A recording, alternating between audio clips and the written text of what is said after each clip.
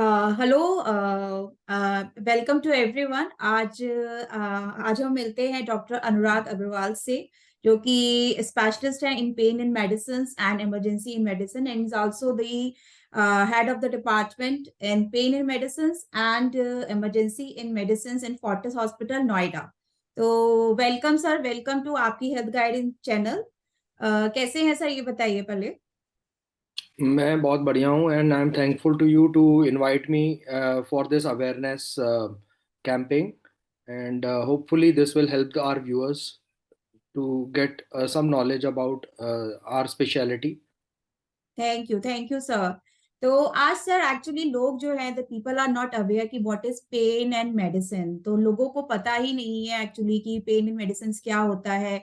Generally हमें pen उठता है और लोग चले जाते हैं फिजिशियंस को दिखाने के लिए, या फिर वो पेन रिलीफ नहीं होता है।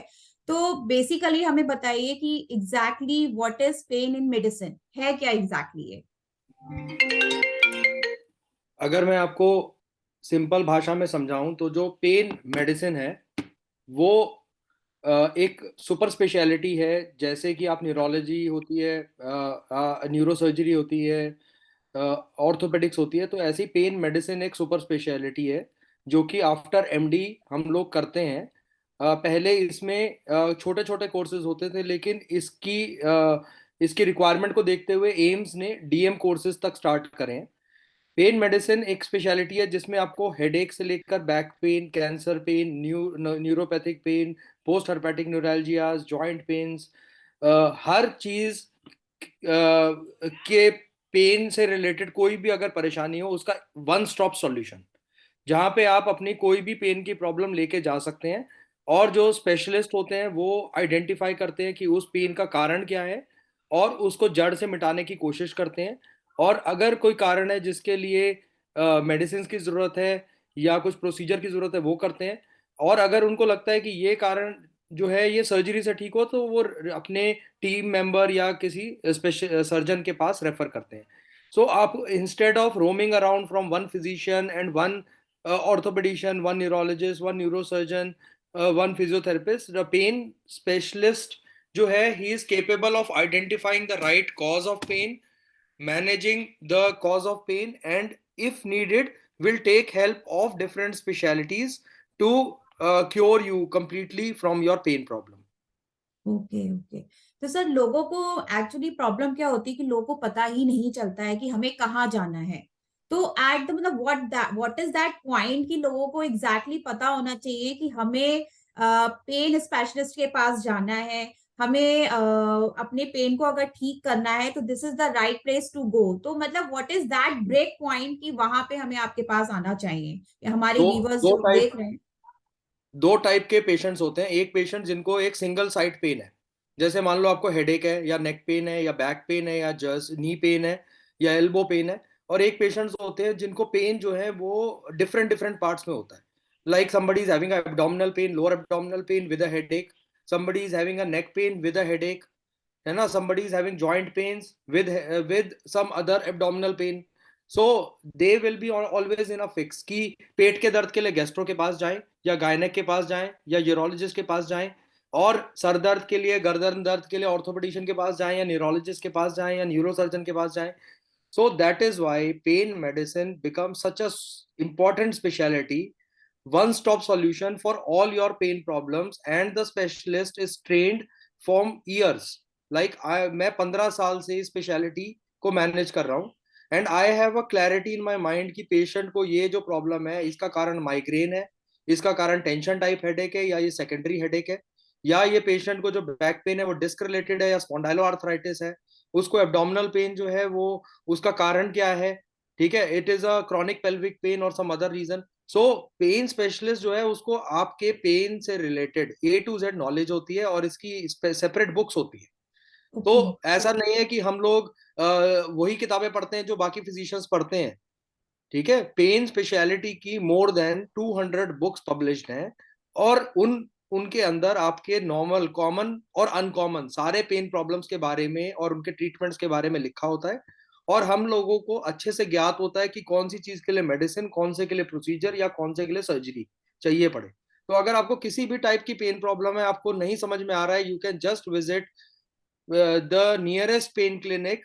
Just remember that this is a MD-DM specialty. So before choosing your pain specialist, have a thorough knowledge what and how much he is educated in pain, because everybody writes himself or herself as a pain specialist, and you should be aware कि आप सिर्फ इस word को देख के ना जाएं, आप थॉरो सर्च करें कि जो आपके डॉक्टर हैं उनकी क्या स्पेशलिटी है, क्या उनके रिव्यूज हैं, और वो किस चीज के लिए स्पेशलाइज करते हैं। So that is very important कि लोगों को ये अगर पेन उठता है तो उन्हें ये पता होना चाहिए उन्हें कहाँ जाना है, and they must know about कि भाई वो एटलीस्ट एमडी और डीएम हो, यानी कि स्पेशलिस्ट हो पेन में, और उसी के पास जाएं, चाहे वो उनके नियर बाय हो। और डेफिनेटली यहाँ पे डॉक्टर अनुराग अग्रवाल है, अगर वो दिल्ली एनसीआर में, तो definitely he will contact with him also. तो आप लोग उनसे कांटेक्ट भी कर सकते हैं, और ये चीज आपको स्पेशली ध्यान रखनी है कि भाई वो पेन स्पेशलिस्ट होना चाहिए, चाहे वो हमारे बॉडी के किसी भी पार्ट में है, अनटिल अनलेस अगर वो एक्सरसाइज से या किसी भी कंजर्वेटिव ट्रीटमेंट से ठीक नहीं होता है, तो before to go any other things, यानी कि एनी मेजर सर्जरीज, तो उसके बेटर है कि आप you can contact with the pain specialist. So am I right sir, मतलब मैंने ये या चीज। You are absolutely right. अगर ये कंजर्वेटिव मीन से आपका ठीक नहीं हो रहा, ओवर द काउंटर मेडिसिन से या फिजियोथेरेपी से आपका ठीक नहीं हो रहा, तो it is better to go to the right specialist. Other thing is कि जैसे अब कैंसर पेन है, वो भी काफी कॉमन है। Even for cancer pain you are going to the oncologist again and again. Okay, oncologist can treat your cancer, but he is not the one who is best to manage your cancer pain. ठीक है, तो pen जब भी word आएगा तो आपको pen specialist के पास जाना है। इसको बनाया ही इसीलिए गया है कि आपको सफर ना करना पड़े और हम लोग आपकी क्वालिटी ऑफ लाइफ को इम्प्रूव कर सकें। ओके। तो सर बहुत एक लेमन लैंग्वेज में मैं आपसे पूछूंगी कि कौन कौन सी स्पेसिफिक मीन्स हम इसके अंदर ट्रीट कर सकते हैं। जनरली जैसे लोगों को होता है बैक एक होता है, या फुट के प्रॉब्लम्स बहुत होते हैं, फुट और हील पेन बहुत होता है, तो जनरली जैसे बैक एक के लिए लोग जनरली क्या करते हैं, they are going to be, भाई उनको पहले वो मेडिसिन लेते हैं, then after taking the conservative treatment and physio treatment लेते हैं, एक पॉइंट आता है जहाँ पे वो ठीक नहीं हो पाते। एज सेम एज जैसे कि फुट पेन भी होता है, तो कई बार लोग हील पैड्स वगैरह यूज करते हैं, बट समवेयर इस पॉइंट की वहां पे उनका पेन रिलीव नहीं हो पाता है। तो what is the further treatment, मतलब क्या this is the right way और this is the right treatment in the to go the pain clinic, तो ये हमारे लिए क्या सबसे बेस्ट रहेगा और इससे ये कैसे हेल्पफुल रहेगा, वो थोड़ा सा प्लीज हमारे व्यूवर्स को आप बताइए। पहली चीज मैंने दोबारा भी बोली कि मैं हर टाइप के पेन को, whether it is headache, it is back pain, neck pain, joint pain, shoulder pain, adhesive capsulitis, heel pain, ठीक है, तो दीज आर मस्कुलोस्केलेटल पेन्स, है ना sir. There will be sciaticas, there will be brachialgias, there will be unusual kind of pains which occur after surgery, there will be cancer pain. So all those things can be managed at one stop, which is a pain clinic. Second thing, जैसे हमने बात करी कि आपको back pain होता है, तो सबसे पहले बैक पेन तो एक लेमैन टर्म है। आपको कारण क्या है बैक पेन का? It is a muscular in origin, it is because of the joints which are there in the back, it is because of spondyloarthritis, sacroiliac joint pain, disc related pain, nerve irritation, or there is some space occupying lesion or infection like TB in the back. So back pain जो है, जब हम आप हमारे पास आएंगे और हम आपको सिम्टम्स आपके सुनेंगे, आपको एग्जामिन करेंगे, तो हमें एक रफ आइडिया मिलता है कि हाँ, हम इस बैक पेन का कारण क्या है। अब उस बैक पेन के कारण को नजर में रखते हुए हम आपको या तो कोई मेडिसिन लिखेंगे अगर हमें लगेगा कि वो कोई सीरियस प्रॉब्लम नहीं है, और अगर हमें लगेगा कि डाउट है कि यार ये तो एक सीरियस प्रॉब्लम हो सकती है, तो हो सकता है आपको एक्सरे या एमआरआई बताएं। और उसके बेसिस पे जब फाइनल डायग्नोसिस बनेगा, उसके बेसिस पे ही आपको लॉन्ग टर्म उसका ट्रीटमेंट पता चलेगा, ताकि उस प्रॉब्लम को हम जड़ से खत्म कर सके बिना सर्जरी के। ठीक है, तो पहले हमारे पास दो टाइप के ट्रीटमेंट्स होते थे, एक होते थे मेडिसिन या और फिजियोथेरेपी, और एक होता था सर्जरी। अब इन दोनों के बीच में एक बहुत बड़ा गैप था, जिसको हम इंटरवेंशनल प्रोसीजर्स के थ्रू ब्रिज करते हैं। तो अगर आप सर्जरी देखें स्पाइन की, तो वो सीरियस प्रॉब्लम है। स्पाइन सर्जरी अपने आप में परमानेंट क्योर नहीं होता बैक पेन का। There are so many patients who are coming after spine surgery also with worsening of pain, and this is because of many reasons, and already it is published in books There could be adjacent level disc disease, there could be infections, there could be malplacement of the screws, there could be sacroiliac joint pathologies, there could be scar formations. तो उसके बाद patient को initially benefit मिलता है, फिर उसके बाद उसको प्रॉब्लम होती है। तो अगर आप किसी भी नॉर्मल अपने आप बुजुर्ग से पूछेंगे, आप बोलोगे कि स्पाइन सर्जरी, तो वो बताएगा आपको कि स्पाइन सर्जरी जो है यार ये लास्ट रिजॉर्ट है। तो लास्ट रिजॉर्ट है, तो आपके पास क्या क्या रिजॉर्ट्स हैं? मेडिसिन, फिजियोथेरेपी आपने ट्राई करी, आपको बेनिफिट नहीं मिल रहा है, आप स्पेशलिस्ट के पास गए, उन्होंने अपनी मेडिसिन ट्राई करी, रिलीफ नहीं मिल रहा है, तो बहुत सारे प्रोसीजर्स अवेलेबल हैं आपके डिफरेंट टाइप के बैक पेन इश्यूज को मैनेज करने के। Here हर एक I प्रॉब्लम का अलग अलग Here I प्रोसीजर है। interrupt you, sir. Actually मेरे पास भी काफी पेशेंट्स आते हैं जो कि पोस्ट सर्जरी के। एक्चुअली होता है क्या है कि वेन मतलब उनको जब वर्टिबल डिस्क प्रॉब्लम होती है और एक सीवियर पेन पे चला जाता है and which was not treated by the physiotherapy and the conservative treatment, so उनका क्या होता है, the next step they went for the surgery, right. तो आफ्टर सर्जरी के बाद definitely there is a post surgical issue, lot of post surgical issue in the spine. तो would it be possible कि जो पोस्ट सर्जिकल इश्यूज होते हैं बैकएक में, तो वो ठीक हो सकते हैं? क्योंकि ये बहुत बड़ा क्वेश्चन होता है और ये पेशेंट्स जो आते हैं तो वो ये बड़ा क्वेश्चन मार्क लेके आते हैं एंड पेशेंट लाइक वो बहुत ज्यादा रूथलेस हो जाते हैं, होपलेस हो जाते हैं कि शायद अब हमारी पोस्ट सर्जरी होती है, स्पाइन बहुत ज्यादा अब फाइब्रॉइड हो चुकी है और अब हमारे को हम ज्यादा ठीक से मतलब इवन बैंड भी नहीं हो पाते, फ्लैक्स भी नहीं हो जाते, एक्सटेंस भी नहीं हो पाते, तो बहुत ज्यादा हमें प्रॉब्लम हो रही है और शायद अब हम ठीक नहीं हो सकते। तो this kind of behaviour they have generated their own, और इस टाइप की प्रॉब्लम्स मतलब मैं पेशेंट्स के अंदर देखती हूँ। तो मतलब ये चीजें क्या ठीक हो सकती है? तो प्लीज इसके बारे में जरूर बताइए। सिंपल जो प्रॉब्लम जिसके लिए लोग स्पाइन सर्जरी कराते हैं वो डिस्क रिलेटेड प्रॉब्लम्स होती है। ठीक राइट। है, अब पहली चीज ये ध्यान में रखना है कि आपके जो स्पेशलिस्ट हैं उनको एमआरआई रीड करना आए, वो आपकी रिपोर्ट्स के बेसिस पे ना जाए। एमआरआई के severe spine problem can be because of very small disc. Patient is having bad posture, वो टेढ़ा होके चल रहा है, उसको पूरे पैर में शियाटिक आ रहा है और हो सकता है एमआरआई में बहुत छोटी सी डिस्क हो। But when your pain is not going with medication, you are force to undergo a surgery. ठीक है, क्योंकि आपके पास और कोई चारा नहीं होता। तो पहले तो हमें पता हो कि वो जो स्पाइन में एमआरआई में दिख क्या रहा है, वो डिस्क कितनी है, माइल्ड है, मॉडरेट है, सिवियर है, क्या, और आपके सिम्टम्स क्या है। स्पाइन सर्जरी के सिर्फ 3 इंडिकेशंस हैं। पेशेंट को अनबियरेबल पेन जो कि फिजियोथेरेपी, मेडिकेशंस और कुछ इंटरवेंशंस के थ्रू मैनेज नहीं हो सकता, ठीक है, या हो नहीं पा रहा है। दूसरा, अगर पेशेंट को पेशाब में या टॉयलेट में दिक्कत हो गई है, ठीक है, बिकॉज नर्व ज्यादा कंप्रेस हो गई है और उसकी वजह से उसका पेशाब रुक गया है या आपकी टॉयलेट रुक गई है। तीसरा, अगर पेशेंट को वीकनेस है लोअर लिम्स में। ठीक है, सिर्फ ये 3 इंडिकेशन के अलावा कोई चौथा इंडिकेशन सर्जरी का नहीं होता, बिकॉज इन इंडिकेशंस का मतलब है कि नर्व बहुत ज्यादा दबी हुई है। सो pen, severity of pain is not the right parameter to judge which patient will require surgery and which will not. Second thing, initial जो post procedure pains होते हैं, they can very well be managed by medications and physiotherapy, and this is part of the treatment. Spine surgeon will say कि आप 2-3 महीने physiotherapy चाहिए पड़ेगी, ठीक है, that is not the major problem. Major problem is that after 6 months you are still niggling with pain, you are limping with pain. So you should be aware कि अब जो प्रॉब्लम है, क्या वो रेकरेंस ऑफ डिस्क है, क्या आपकी माल placement of screws था, क्या आपको वहां पे स्कार फॉर्मेशन हो गया, नर्व्स दब गई हैं दोबारा से, क्या आपको सेक्रोइलिक जॉइंट पैथोलॉजी है, क्या जहां पे आपकी सर्जरी उसके अलावा ऊपर के लेवल के डिस्क में प्रॉब्लम आ गई है। ठीक है, सो ये सब चीजों के लिए क्या आप बार बार स्पाइन सर्जरी कराएंगे? ठीक है, तो इन चीजों को मैनेज करने के लिए यूजुअली जो सर्जन्स को पता है हमारी स्पेशलिटी के बारे में, वो बिना सोचे हमारे पास पेशेंट को रेफर कर देते हैं कि अब यार सर्जरी हो गई है, now doctor Anurag can take care of the post procedure problems and post surgical pain syndromes. ठीक है, ओके। तो आपको मालूम होना चाहिए कि क्योंकि अगर आप अभी भी जाएंगे पेरिफेरीज में जहां पे सिर्फ स्पाइन सर्जन बैठे हुए हैं और आपके पास ये स्पेशलिटी नहीं है, तो पेशेंट जब बहुत ज्यादा पेन में होगा तो ना चाहते हुए भी वो सर्जरी कराए।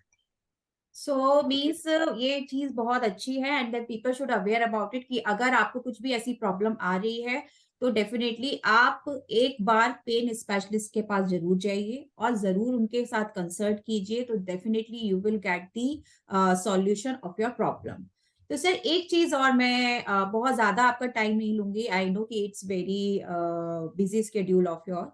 तो बस I just want to know about कि आप थोड़ी सी एक अवेयरनेस टिप्स हमारे व्यूवर्स को दीजिए, so that they know about कि भाई उन्हें कब थोड़ा उन्हें किस पॉइंट पर आना चाहिए, क्योंकि कई बार होता है दे वुड नॉट अंडरस्टैंड कि अरे चलो ठीक है, इट्स ओके, अभी मेरे को पेन हो रहा है, ओके एक्सरसाइज से भी ठीक हो रहा है, दैट इज ओके, मेडिसिन खा ली, दैट इज ओके। तो what is the breakthrough point कि भाई जिस पॉइंट पे उनको लग रहा है तो वो उस पॉइंट पर डेफिनेटली दे विल, भाई हाँ अब मुझे इनको दिखाना ही है। तो बस एक आप थोड़ा सा अवेयरनेस पॉइंट हमारे जरूर व्यूवर्स को एक बार बताइए। बहुत ज्यादा सर मैं आपका समय नहीं लूंगी, बट प्लीज आप मुझे इसके Dr. मदद। Shivali, you are such a good physiotherapist, okay? And mostly young patients, the most common cause is muscular in origin. तो अगर आपका muscular in origin है, bad posture है, ठीक है, तो posture पे work करना, अपनी muscles को strengthen करना, that is the first step to manage the back pain. Second चीज, अगर आपका बैक पेन जो है वो क्रॉनिक हो रहा है, 3 हफ्ते से ज्यादा हो गए, 4 हफ्ते से ज्यादा हो गए, 6 हफ्ते से ज्यादा हो गए हैं, तो आपको डेफिनेटली ना एक बार अपने स्पेशलिस्ट से कंसर्न करना चाहिए। क्या पेन आपका कहीं रेडिएट हो रहा है?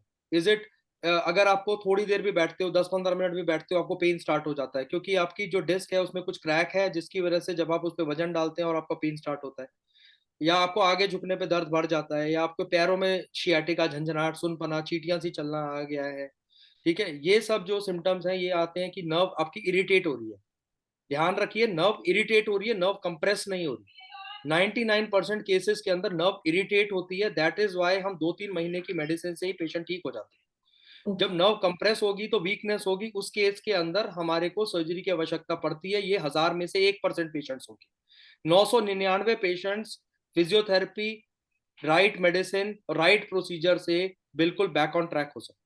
इसके अलावा रेड फ्लैग साइंस होते हैं, जैसे किसी पेशेंट को मॉर्निंग में बहुत ज्यादा स्टिफनेस हो, ठीक है, या फिर रात में सोने के बाद उसको करवट लेने में दर्द हो, ठीक है, रेस्टिंग पेन, या फिर रात में दर्द बढ़ जाए, ठीक है, या वो जेरियाट्रिक पेशेंट है, एल्डरली पेशेंट है, और हो सकता है उनको छोटा सा एक तो अगर मान लो कि पहली चीज, अगर उसको मॉर्निंग स्टिफनेस है, नाइट में रेस्टिंग पेन है, या नाइट पेन्स है, ये स्पॉन्डाइलो आर्थराइटिस की निशानी होती है। स्पॉन्डाइलो आर्थराइटिस 20 साल से 40 साल की उम्र में होते हैं, ठीक है, ओके। और इसके लिए मेडिसिन और फिजियोथेरेपी ट्रीटमेंट है, इसके लिए सर्जरी ट्रीटमेंट नहीं है।